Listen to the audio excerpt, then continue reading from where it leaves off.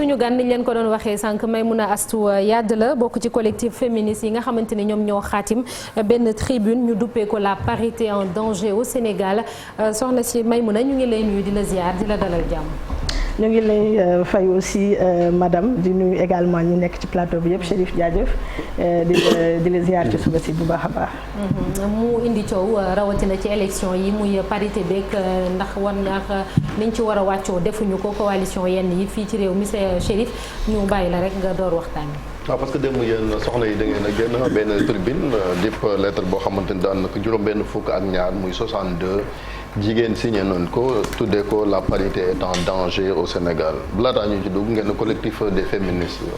luy féministe. Chérif luy féministe waaw xam naa indi ma fi waaye dinaa la tontu. donc féministe mooy ki nga xamante si ni dafay xeex ak yelleefu jigéen ci société mooy ki nga xamante si ni également dafay ñëw ci lépp loo xamante si ni.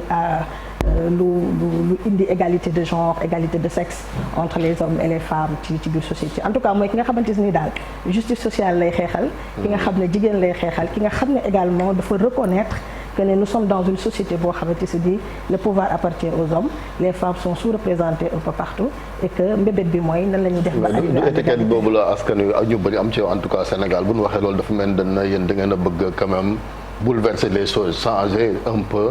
ordre nu ñu ko waxee des choses fi nga xamante mooy société bi yàq jikko yeeg yu ni mel. yàquñu jikko yi waaye on vient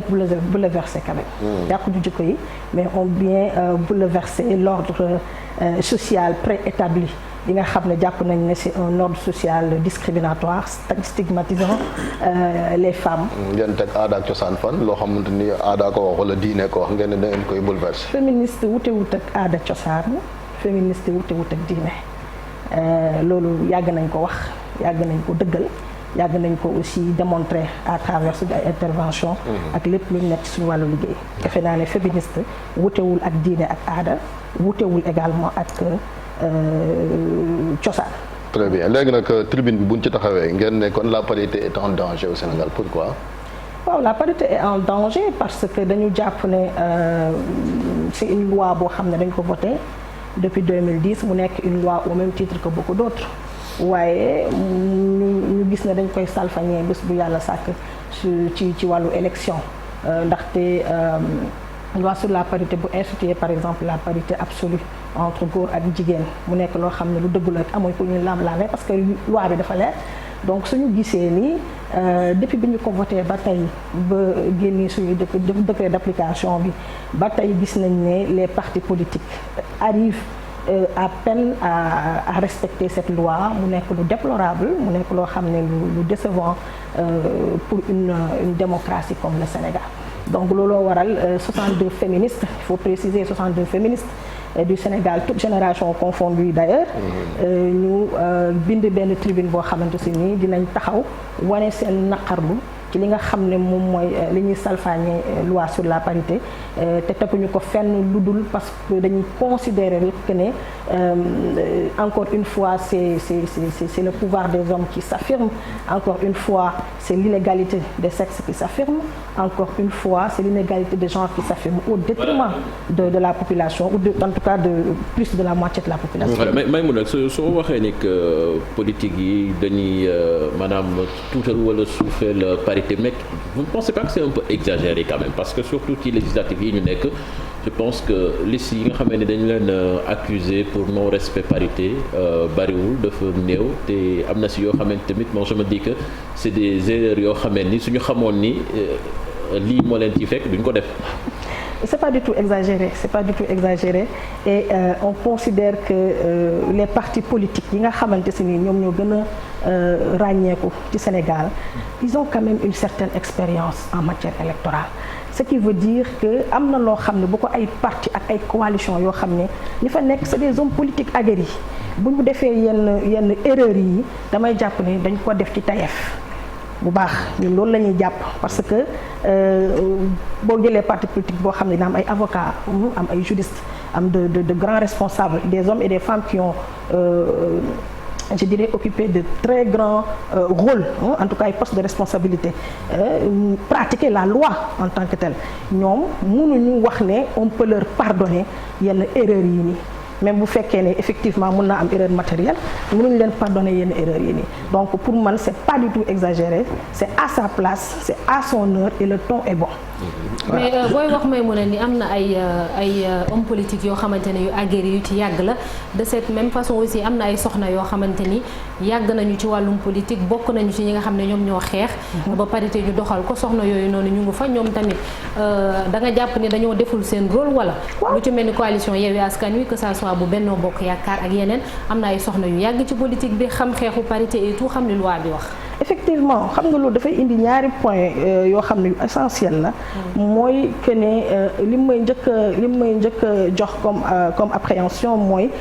comment est-ce que les listes sont constituées ci biir parti politique ci coalition yi ak ban rôle la jigéen ñi am par exemple ci constitution des listes. Est-ce que les femmes dañ leen consulter suffisamment parce que loolu aussi c'est une question très profonde boo xamante ni il faut ñu teg ko sur la table jigéen ñi comment lañ leen di consulter par rapport ak constitution liste yi parce que jàpp naa ne jigéen bu fekkee ne dañ ko boole ci li nga xam ne moom mooy le petit comité li nga xam ne ñoom ñooy constituer liste yi ñaar rek moo mën a am ku jigéen ki dafay xam loi bi daf ko tayeef ko pour des questions politiques wala mu nekk ne encore une fois et on le soupçonne que ce sont les hommes qui font la constitution des listes dans leur parti politique.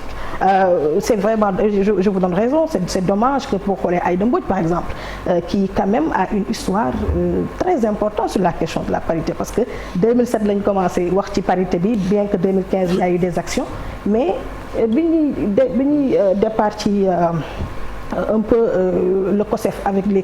comité des femmes pour wax ci parité Aïda Mbodj moo nekkoon ministre de la femme à l'époque donc dossier ba ñu doon jox moom la ñu ko yëkkati teg ko ci loxoom ne ko na ko jox Abdoulaye Wade son excellence donc loolu dafay wane ne tey fan la ñu toll ci wàllu parité ndax bu fekkee ne koo xam ne moom liggéey na loolu ba pare conduire la grande marche blanche pour la parité kon bu fekkee ne toll nañ foo xamante si ni tey loi sur la parité ñooñu appliqué wuñu ko avec des personnes aussi impliquées par rapport ak la loi sur la parité il y a un problème. mais ndax circonstances yi ni waxtaan ngeen ak ku mel ni moom par exemple soxna Aïda Mbodj est-ce que waxtaan ngeen ak moom. non waxtaanuñu ak soxna Aïda Mbodj waaye dama jàpp ne les actions yi femmes yi di def épargné wul kenn bien que Aïda Mbodj participe régulièrement ci rencontre des femmes sur ces questions de parité, sur ces questions politiques. Mais ce qu'il faut savoir pour nous, ce qui est important, mais comment est-ce que les femmes sont consultées ci constitution liste yi ci parti politique. waaw benn question la am par rapport à Touba le Khalifa doxoon na su benn décision boo xamante ne bu am maanaam ci wàllu parité et ça a été péremptoire amul sax lu ñu ci wax lan mooy si say xalaat si loolu beneen bi mooy que suñu dëkk ak lu ñu ko tënkee quand même c'est un pays boo xamante ne kilifa la ñuy wax pays très religieux est-ce que tollu ñun si benn situation bu contradictoire bu am maanaam entre loo xamante ne moom la ñuy dund tous les jours mooy naanoon suñu biir kër ak luy politique bi di tënk te àndul xëy na ak loo xamante ne mooy suñu cosaan mooy suñu religion mooy suñuy vie de tous les jours. La deuxième question n'est pas claire ci man parce que dans la période après nga revenir ci s'il vous plaît. Pour la première question je pense que du lu ñuy daw. Moi j'ai toujours dit que la loi est générale et impersonnelle te loolu ñëpp xam nañu ko donc il faut convoquer la responsabilité de l'État sur cette question-là ñun lu ñu mën rek mooy xeex pour àq ak yelleefu jigéen. c'est-à-dire yéen maanaam élection du am ngeen Touba dañoo war a respecter parité bi ci local yi passé déggul leen ngeen wax. Les féministes du Sénégal, les femmes du Sénégal n'ont jamais omis de revenir sur le fait qu'il y a des localités comme Touba wala feneen qui n'ont pas respecté la parité. Parce que bu ñuy def étude wala ñuy def analyse profonde sur cette question-là, si Touba ne fait pas partie des localités yi nga xam ne c'est parti, mais on l'écrit. C'est pas quelque chose qu'on occulte, aucunement. Maintenant, c'est à l'État de prendre ses responsabilités. Cela ne veut pas dire qu'il n'y a pas au niveau de Touba des femmes responsables, des femmes yu combatives, des femmes yu battantes yoo xam ne mën nañu taxaw diriger la localité en tant que telle wala ñu taxaw am ay postes de responsabilité ci biir conseil municipal bi. mais des fois mën nañoo nangu statut particulier te bi nga xamante ni am na ci dëkk ba. loolu c'est boo am statut particulier spécial. waaw statut spécial. pour le statut spécial je ne saurais me prononcer sur le statut spécial. parce que loolu moo tax. waaw d'accord xëy na peut-être bu fekkee ne loolu par exemple. lu wax jigéen foofu noonu est-ce que le xalif est-ce que xalif bi bëgguloon won nit ñi que dafa am dëkk bi lu ko tënk lu ko tëral si wàllu réalité. sociale te moom da koy accepter moom lay dawal te Sénégal noonu la ko waral est-ce que du woon benn message bu fort bu mu yónni nit ñi pour ne Sénégal nii la tëddee nii la kii nii la war a demee. mën na ne waaye du wàññi lenn ci li nga xamante donc ce qui veut dire que lui-même il met en cause la parité donc ça veut dire est-ce que vous êtes d'accord avec le khalife ou non? Si je suis d'accord avec le khalife ou pas je ne saurais me prononcer sur cela mais ce qui est sûr dawuma ko nag Charles ça fa fekk ne rek damay wax un peu une question de principe c'est-à-dire que tey ñun lépp loo xamante si ni loi la mu jëm par rapport ak la parité mu nekk loo xamante si ni c'est des dispositions qui concernent les droits des femmes ñun amuñu ci xàjji ak seen on pense que le territoire est un et indivisible. Donc toutes les lois quel que soit fu ñu bu ñu leen mënti jël nañ leen war a appliquer partout maintenant il y a énormément d'acteurs yoo xam ne ñoom ñooy impliqué wu ci la gestion de la cité donc l'État a une responsabilité première l'État est garant des lois et règlements donc ñun li ñu mën rek mooy def suñu rôle en tant que société civile maintenant il reste à l'État de prendre ses responsabilités par rapport à certaines questions. Madame ñi ngi lay nuyu mais bu ñu demee tey ba ci liste yi ñu gis ni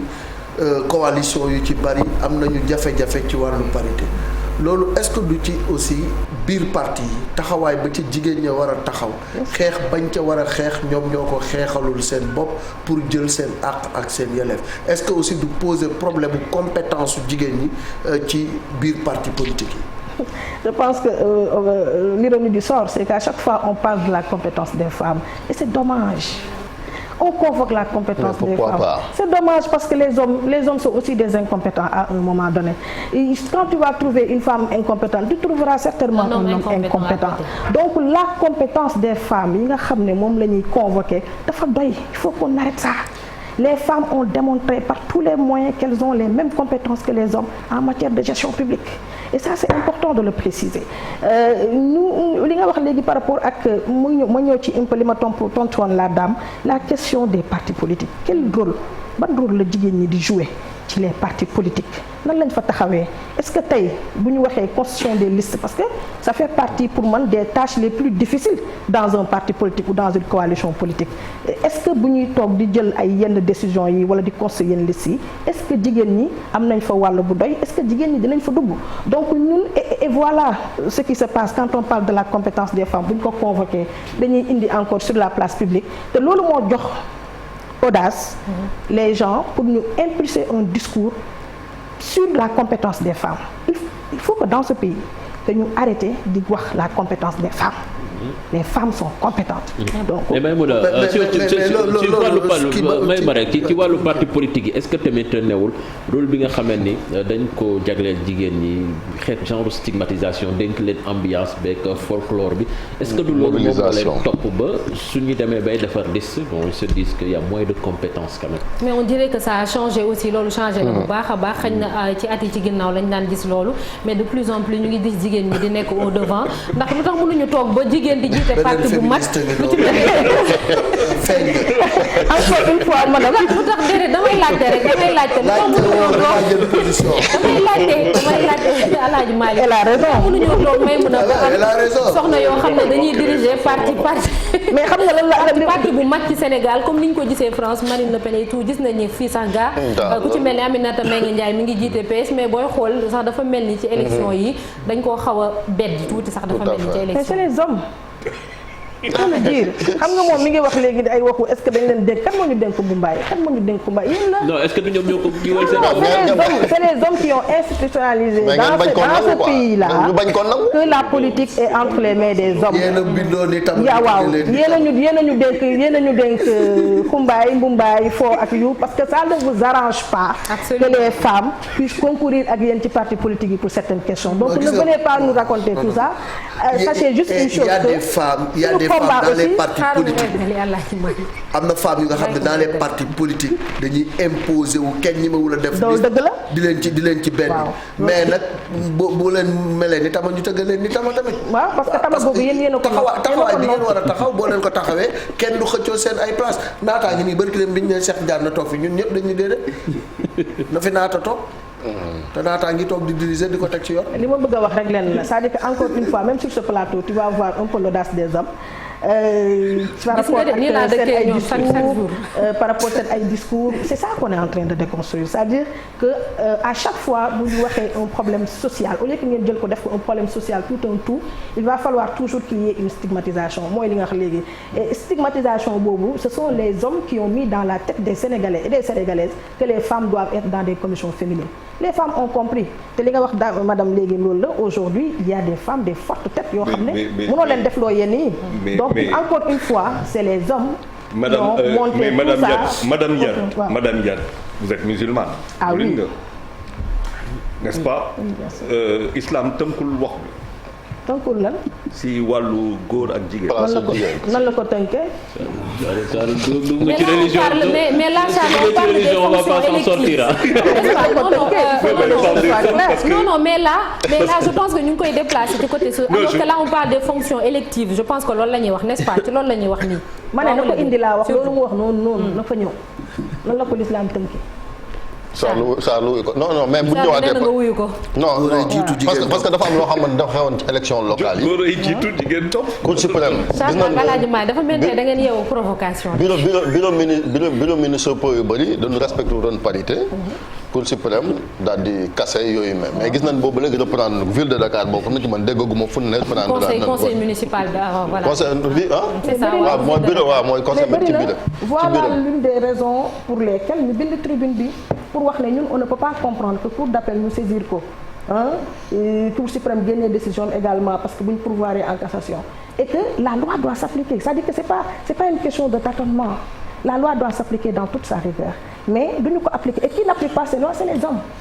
qui n'appliquent pas ces lois là. les femmes yi que nangu nag accepté na parce que bureau municipal boo jëlee ville de Dakar il y a des femmes ci bureau effectivement il y a des femmes mais les femmes quand tu les convoques da jël exemple bureau de l'Assemblée nationale quand tu les convoques lan la ñuy wax consigne de parti moo tax mënuñu remplacer par exemple bureau de Assemblée nationale boo xoolee c'est pas paritaire ñu ne la consigne de parti la consigne de parti boobu qui prend les consignes dans les partis c'est les hommes. mënu leen a samp ay partis politiques yéen seen bopp ngeen. mais ñun ci la ñu. il y a des femmes qui dirigent des. mais il y a des femmes qui dirigent des partis politiques mais comment des femmes peuvent diriger des partis politiques et éclore avec avec cette hominisation de la politique. c'est violent ça oui. c'est violent mais tribune balaa nga jàpp ni tribune bi mën na koo soppi au-delà quand même du fait que way publier ngeen ko nit ñaa ngi koy lire mais qu'est-ce que ça peut changer. mais ça peut changer beaucoup de choses parce que tey jii des personnes yi nga xam ne ñoom ñoo bokk ci ñi nga xamante ne ñoom ñoo signé tribune bi c'est des femmes yoo xam ne ñu ngi ci le comité d'alerte et de veille bi nga xam ne ñoom ñooy liggéey sur la parité nga xam ne ñoom ñooy introduire recours yi pour yenn mairies yi muy bàyyi tamit jurisprudence et c'est dommage parce que la jurisprudence de 2014 concernant effectivement ces questions d'élection particulièrement loi sur la parité devrait servir de leçon pour élection yi ñu génn mais c'est dommage loolu moo tax ministère de l'intérieur daal di annuler listu suppléant yu benn bokk yaakaar yaa ngi wax jurisprudence 2014 affaire Fandène boobu moo taxoon parce que respecté woon parité waaw mais bu ñu fàtte également que ne loolu rek waru faa yam parce que loolu rek du liggéeyam ndax tey li am solo nekk nga xam ne moom la ñu nekk en face te mu nekk dëgg te kenn mënu ko naatable mooy il y a des bureaux qui ne respectent pas la loi sur la parité ñu invoquer la question du suffrage universel direct disant que maire bi rek la kii alors que loolu nag autorité administrative yi ñoo ko war a def maintenant parce que ñoom ñi nga xam quand un préfet par exemple vous dit que la loi est difficile à être appliquée mais sur quelle autorité peut se mettre un préfet pour dire que la loi sur la parité est difficile à être appliquée en l'espèce par rapport à des cas particuliers on ne comprend pas c'est incompréhensible donc ñi nga xam ne ñoom ñoo war a yor tey loi bi war ko appliquer dans toute sa rigueur ñoom ñoo koy njëkk a violer alors quand les femmes sortent pour dénoncer de telles forfaitures elles sont dans leur droit le plus absolu mais également dañuy alerter te c'est dommage que même suñu alerté ak toutes les actions yu ñu war a mener l'État ne réagit pas, les partis politiques ne réagissent pas. Marcel, la dernière question. Madame Diagne, c'est vrai que prétexte bi ñuy waxtaan exemple léegi ci wàllu actualité la les élections législatives mais am benn actualité boo xamante ne justement ça vous concerne notamment vous les associations féministes muy démb gis nañ ko def nañ ci benn taxaw mooy les violences basées sur le genre donc des chiffres qui ne cessent de croître quand même de différentes manières au Sénégal on se rend compte que ça fait froid dans le dos lan mooy tey seen analyse yéen seen collectif bi ak seen doxalin par rapport à ce fléau grandissant au Sénégal. Oui, les violences basées sur le genre sont multiformes. lii ñuy wax nii ci violence basée sur le genre la bokk mooy cette violence basée sur le sexe discriminant effectivement un sexe sur des questions de droit. Je pense que lui parle de violence sexuelle. Effectivement j'en viens je suis en train de faire benn brainstorming bu ndaw donc loolu c'est important donc pour wax la ne loolu ci violence basée sur le genre la bokk ñu jël beneen violence bi nga xam ne particulièrement peut-être moom ngay wax mooy les violences sexuelles nga xam ne moom mooy violence yi nga xam ne moom la ñuy gën a documenter aussi parce que moom la ñuy gën a gis donc les médias aussi moom di ngeen ko traiter lu bari mooy les violences sexuelles yi nga xam ne c'est fait contre les femmes et les filles effectivement les chiffres ne cessent d'accroître bien qu'on a benn arsenal juridique boo xamante si nii dafay protéger les femmes sur ces questions on se rend compte que la violence persiste alors quelle est la position des féministes position bi ñu am ñun mooy au-delà de combattre pour que ñu appliquer la loi dans toute sa rigueur que ça soit la loi sur la criminalisation du viol que ça soit aussi code pénal bi pour ñu mën a appliquer dans toute sa rigueur ñun dañuy dem dénicher lan mooy les causes profondes de ces violences sexuelles là et dañuy revenir encore sur le système patriarcal qui est un système aussi xam ne ni mu tëddee un système social boo xam ne dañu nangu ne les relations de pouvoir entre les hommes et les femmes sont des relations de disproportionnelles c'est des relations yu tolloowul en tout cas donc relation yooyu dafay am un impact décisif sur ban façon noot la nit ki wala góor ki mën a noot ku jigéen ki ba war a mën a jàpp ne war na mën a def ci moom yenn violence yi donc loolu defe naa lu am solo la donc selon vous loolu itam beneen combat la je suppose la puissance paternelle. Oui, la puissance paternelle le refus de paternelle bëri na c'est-à-dire que le code de la famille aujourd'hui aussi c'est important madame juste peut-être ñu terminer ko mooy la question du code de la famille. Aujourd'hui aussi le plus grand challenge des féministes des organisations de femmes mooy ñu changer. ñu réviser vraiment le code de la famille. Il y a beaucoup de discrimination.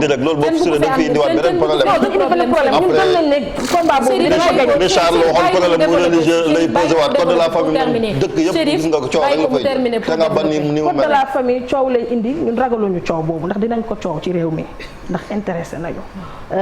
code de la famille li ci nekk dafa doy waar am na lu ñu ci jot a def mais code de la famille gis nañ ne ba tey góor ñi lu ñu ci am en termes de puissance. dafa ëpp te il faut que ñu jéem a xool nan lañ koy équilibrer donc loolu c'est important puissance paternelle boobu ngay wax c'est un problème parce que ñun dans une famille quand bu ñu gisee ne góor moo am la puissance maritale pour nous c'est un problème la puissance maritale est un problème au Sénégal pourquoi une puissance maritale non la puissance maritale est un problème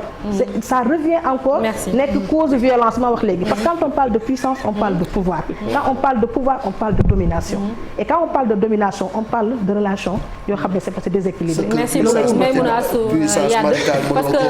déedéet Alaaji Malick moom nga jox mu dem signer comme 62 am nga lay violence weesuwul nga bëgg a génne sa doom ci réew mi ñu ne la dégg nga xoolal ñoo moom ba nga dem signer ji manifeste bi xama tribune merci beaucoup Maïmouna Astou Yade mu nekk beneen débat muy révision code de la famille yàgg nañ cee xalaat ak voilà ki nga puissance maritale xam nga monsieur merci beaucoup Alaaji Malick merci beaucoup Maïmouna sant na gërëm na bu baax a baax ci wuyu si bi léegi dañuy sóobu ci une l'Observateur ak Journal Record